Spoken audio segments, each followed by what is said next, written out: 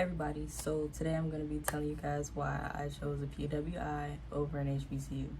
So a little bit of background on the places that I applied to my senior year. So one of my number ones was the school I'm currently at, Milwaukee School of Engineering. It was actually the very first school I applied to, and I applied June, July, as soon as I could apply. I was actually at my internship. I saw the email and saying that they were accepting applications, and I sat there during my break and I filled out the application. And knowing that I felt that out first, I felt accomplished. I was like, well, that's my number one school. This is where I'm gonna go, and that was that. So fast forward when school actually started, and our counselors wanted us to actually apply to more schools. I was like, okay, let me branch out and actually look up some schools that I would also be interested in if Milwaukee does not pull through. So some of the other schools I applied to was Michigan State, Michigan, UIUC, Vanderbilt. It's a whole list. I can't even remember all of them. I was focused on two really, but I'll insert my spreadsheet list of all the colleges that I applied to. So I applied early action, I believe, to all of my schools. Just knowing that I did not hear from MSOE by the time school let out, with COVID and everything, I was concerned. I was like, I don't know what to do now.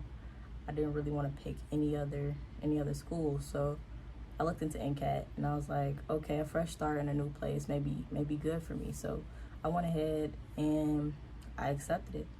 Decision day was also coming up, May 1st, I believe. And at that time, I was like, yeah, NCAT is where I'm gonna go. I settled and I sent in my housing deposit and everything. It was $175 that I won't be able to get back. So I even took decision day pictures. I'm gonna insert those as well. I was prepared. I was ready. I was like, NCAT is where I'm gonna go. I'm gonna study civil engineering. I didn't hear back from those other schools that I wanted, so this is what I'm gonna do.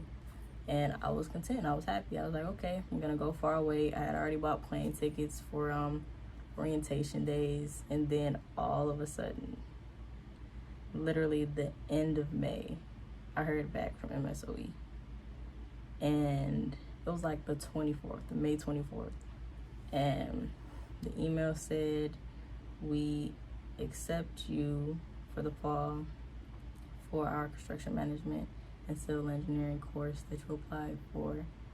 And my heart just stopped. It was everything that I wanted, but I also had my plane ticket, my $175 deposit for NCAT already in the way.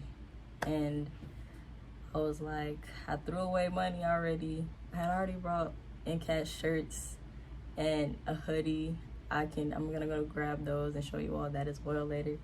But I was ready to go to NCAT already. And seeing the MSOE, actually accepted me, and they gave me tons of grants on top of that. And after a while of me contemplating, I think it was about a week went by, having the information from both schools. And at the end of the day, I ended up comparing, contrasting the financial aid letters. So for NCAT, I really did not receive anything. They only offered me loans, and that was not gonna help me. I was gonna go for ROTC, but since I was gonna go out of state and HBCU, the prices are kind of high, and ROTC was only gonna be able to cover my tuition and not room and board. So that was just not gonna work. I was gonna have to be paying the same amount either way. So when I looked at MSOE, my ROTC scholarship was gonna be able to cover tuition and fees. And with MSOE, they're actually partnered to, if we do have ROTC scholarship, they will also pay up to $10,000 in room and board. So it would essentially be a full ride for me at MSOE with my ROTC scholarship, and then the added on grants and other little scholarships that I was awarded. So all in all, NCAT was a great school, great opportunity. If they had given me more money, I would have been more lenient on choosing that school over MSOE, but knowing MSOE is closer by, with the different things that are happening in the world right now, I know it's better to be closer to home. But number one, I would say financially, MSOE gave me the most, and I believe it's gonna be a great opportunity regardless. I did want to go to NCAT to have the HBCU experience, but growing up Chicago, I kind of, I'm surrounded by people like-minded, so just being able to go to MSOE will give me a feel for a different type of culture and be able to learn about different people, learn what others like. Just being in a different atmosphere will be really, really good for me personally.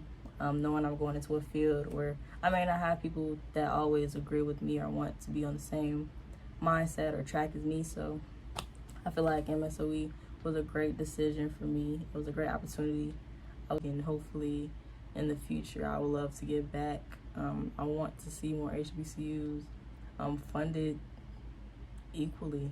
I feel like it's a great experience for people of color and non-people of color to experience an HBCU and just have that feeling of joyfulness to be with like-minded people.